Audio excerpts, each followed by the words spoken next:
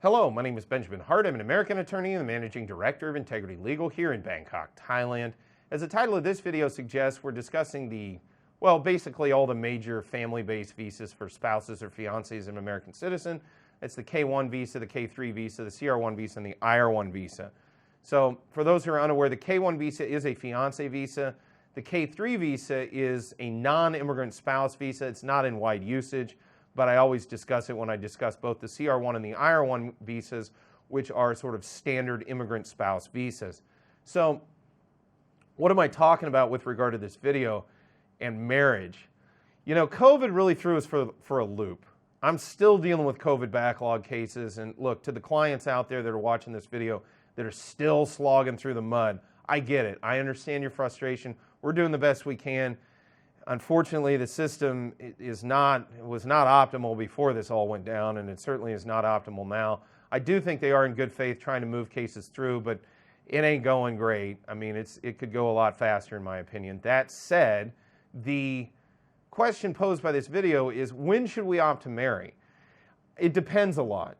It depends a lot on your circumstances, and I bring up COVID because it had such a weird impact on these cases. I know people that really wanted to get married years ago, but they filed a K-1 fiancé visa thinking it would be faster, and under the circumstances, generally speaking, it would be faster. COVID hits, then you had administrative interventions into the overall system. You know, people are still waiting around and they'd really prefer to be married. The big thing to take away from this video is it's really not a great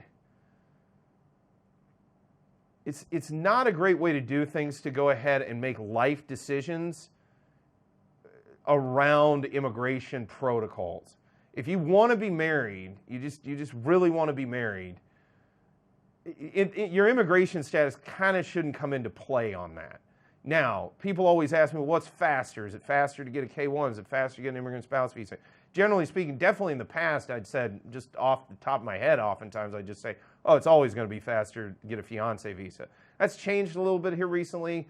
The processing times have kind of moved together a lot more.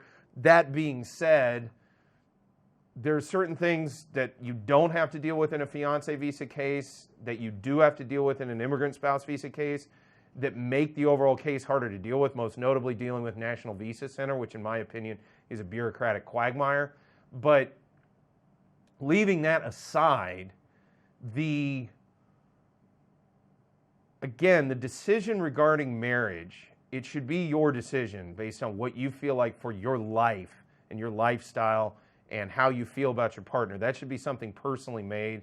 And then your immigration decisions should flow therefrom. That's how I look at it. Again, maybe look at the totality of things, contact a legal professional, gain some insight and guidance into timing and things of that nature. But at the end of the day, your personal decision should be made based on what you want to do with your personal life and should have less to do with protocols that are going to be maintained by an immigration apparatus.